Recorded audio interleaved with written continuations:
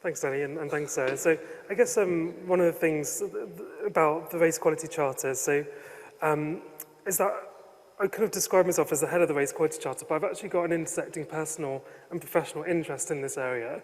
I myself identify as a person of colour, from South Asian heritage, and it's also part of my day-to-day work. So when I say I live and dream race equality and the Charter, it's very true in some ways. And I think it's important to recognise with equalities work more broadly that we do bring ourselves into this space, and we put a lot of our vulnerabilities in these spaces as well. And I think the Charter, particularly in the Race Equality Charter, I've seen a lot of people sharing those vulnerabilities, and we'll talk about that and how it's been empowering in some ways too. So just to give a brief background to the history of the Race Equality Charter, it was developed around 2015-2016 and co-created with higher education institutions to support journeys to advancing race equality, but more specifically tackling racial harassment and tackling racism at a whole institutional level. It was premised and based on the frameworks of Athena Swan, and we see a lot of parallels in terms of the mechanics of the Charter being quite similar. The peer review assessment process, the principles, the criteria, there are some kind of parallels in terms of those foundations. And it's guided by 5 race equality principles that underpin the Charter, and we did some testing of those principles recently as part of the wider REC development, which I'll talk about in just a moment. But what was quite interesting is how these principles haven't necessarily changed over time, and I'll talk a little bit about that in just a second. It acknowledges intersectionality on a principle level, but mostly focused on acknowledging intersecting identities and at that disaggregation of data level. And we'll see how we can embed intersectionality even throughout the framework of the Charter as well. And I think one of the core things about this is that it's sponsored by a senior leader, usually a vice-chancellor or head of institution, to facilitate the institution's progress. And what we've seen from that, from those members, from the Race Equality Charter, is that that head of institutional buy-in into race equality and tackling racial harassment has been a real critical accelerator for change. Maybe not as quickly as we would like to see in some ways, but there has been a good buy-in from that as well. So just in terms of the 5 core principles of the Race Equality Charter, and just to bring these to life in some ways, these are all premised around the kind of truths that were co-created in 2015-2016 with the higher education sector. The first one, recognising that racial inequality is still a significant issue within higher education. The second, really about celebrating diverse talent and benefiting from the talents of racial diversity and ethnic diversity in the higher education sector. Understanding that institutional and long-term changes are the critical thing that we need to be focusing on, not just small campaigns that kind of run usually around Black History Month, for example. The fourth, that minority ethnic staff are not a homogenous group. We've seen a lot of contention and debates around the BAME label, for example. Understand that there's unique experiences and different kinds of racism that manifest in different ways too. And also this 5th principle, as I mentioned before, around intersectionality in some ways. So when we took these principles recently as part of the development to understand where the sector felt we were at with these principles, they all agreed that we hadn't really advanced these principles in the last 6 or 7 years. They felt that these principles were still valid today as they were in 2015. And in some ways, that's quite sad that we haven't actually been able to progress this dialogue into something more meaningful, like we see with the transformed Athena Swan new principles, for example. We can't get into those specific areas. But also in some ways, that means that the reviews that were conducted, which I'll talk about as well, haven't really made as much impact, and we need to find ways to accelerate that and build in accountability as well. And I think that's been really, really critical in terms of thinking about these principles and what they mean to our members and to the higher education sector as well. In terms of the way these principles kind of manifest themselves in terms of criteria and thinking more about the Race Equality Charter specifically, I want to highlight the fact that we are still only looking at a bronze and silver award accreditation for the Race Equality Charter. And we're having some really interesting conversations about what is a gold standard. It's always quite strange when you put bronze, silver, and gold towards equalities metrics and accreditations. But I was kind of thinking, what is the gold standard? What is an anti-racist institution? What does racial equality look like when we get there? And these are quite difficult conversations because we're very early on in this journey to talking about race and having those difficult conversations about race. We've seen a lot of it onset by social movements, as mentioned in previous presentations. But how do we start to really kind of depict that? And not just what success looks like, what does the institution look like? How do we get there? And the Race Equality Charter framework is helping to provide some of those milestones, and we're going to be having those conversations soon at an upcoming workshop. But you can see here from the criteria, we're talking about identifying the race equality issues, building that case for recognising race inequality as a big issue in higher education. The action plans are probably quite similar in some way to what we recognise from Athena Swan.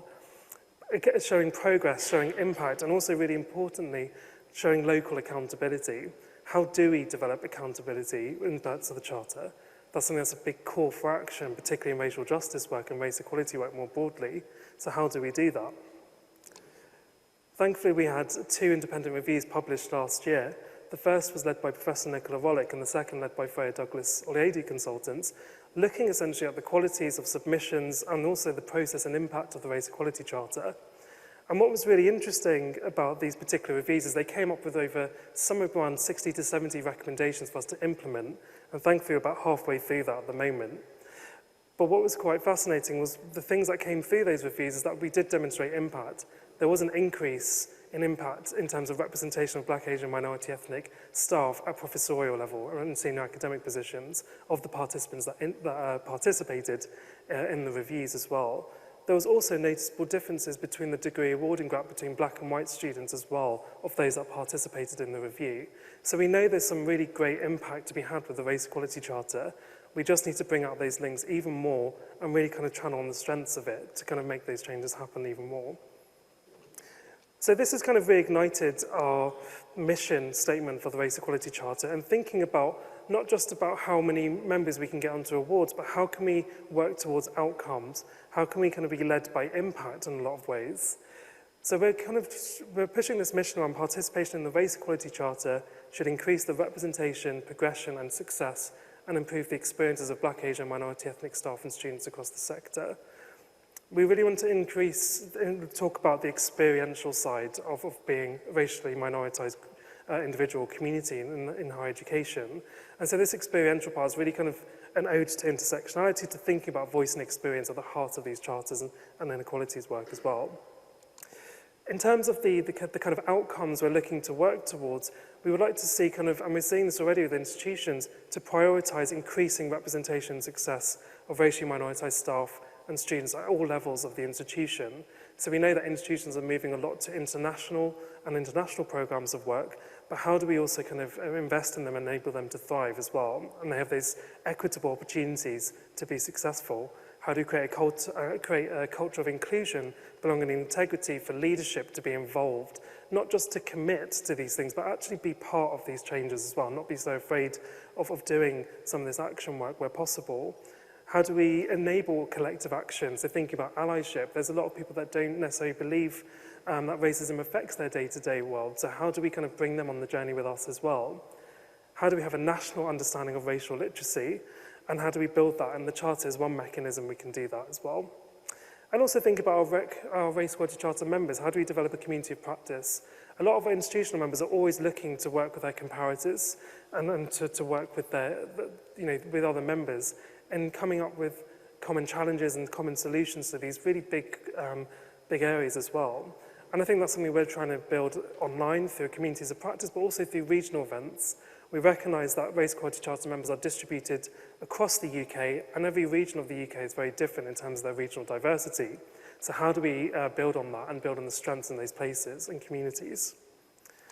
In terms of where we're focusing our efforts in terms of the Race Equality Charter development, it's really about being led by impact. So I talked about some of those outcomes already. Thinking about how we support our members to have these difficult conversations about race. How do we build not just racial literacy, how do we build confidence so that people can take ownership and everyone can take ownership of this conversation? How do we engage with the wider communities? And also how do we streamline as well? We recognise that the Race Equality Charter, there's significant amounts of labour and work that goes into applications. So how do we start to kind of make sure that the data and the evidence we're asking for is fit for the actions and the interventions and the change that we're looking to seek as well? And the way we're doing that is ensuring that what we do in terms of streamlining, supporting and engaging is really fit for our outcomes and our impact. That we're not just kind of looking at streamlining the application without thinking about where we're trying to get to. We're not just supporting institutions, but we're bringing them on the journey to help ensure that they feel they're part of the impact as well, that they see those changes. And we've already seen from institutions, particularly for self-assessment teams on the Race Equality Charter, they're engaging in really difficult conversations and honest conversations about racial inequality in their institution. They are having those comfortably uncomfortable conversations. And I think it's that constructive disruption by engaging with that data which has led to some more meaningful dialogue about how do they really kind of create long-term solutions for change. And that's been really exciting to see from the Race Equality Charter side, to be working with members and having that facilitative discussion with them as well. One of the core things about doing race equality work is that we recognise as well that you can't do race equality work without being intersectional. And intersectionality is premised around race and racism being the centre of that analysis. And these are the ways in which we're looking at intersectionality throughout the entire fabric of the framework and the Race Equality Charter. So it's not just sitting as a superficial statement in terms of principles or criteria. We're looking at ways in which you can embed it into practice and support institutions to have and do the work as well. So, for example, the self-assessment teams, are the self-assessment teams intersectional in their demographic and background? Do they actually understand the way in which intersectionality positions and centres the voices of racially minoritized groups at the heart of their discussions? Can we provide more guidance around intersectionality? And how do you actually disaggregate data to then inform intersectional actions to be inclusive of those particular groups as well? Is your action plan intersectional? Can we confidently say that our Race Equality Charter action plans embody and then really think about that intersectionality framing and metaphor in some ways? And how can we as Advanced HE and the Race Equality Charter team, for example, help to support and facilitate and embed some of this practice into learning as well? And I think these are ways in which we're looking at intersectionality throughout the entire fabric of the Charter and how we kind of weave it in. And so it's not just seen as something we add on, it's part of the premise of it as well. And this is the way we're looking at the development and then moving forward too. I believe we're going to do some reflections on the kind of one things that we reflected on in terms of Danny, Sarah and I was thinking about. These equality charters have all come from within Advanced HE or kind of the previous legacy organisations in some shape or form. And we wanted to think about what are the kind of commonalities or the complementarities in some ways of the charters. So we kind of put this table together, just thinking about some of the common drivers. I wonder, Danny or Sarah, if you had any kind of initial reflections on this. I don't want to overtake the conversation, but yeah.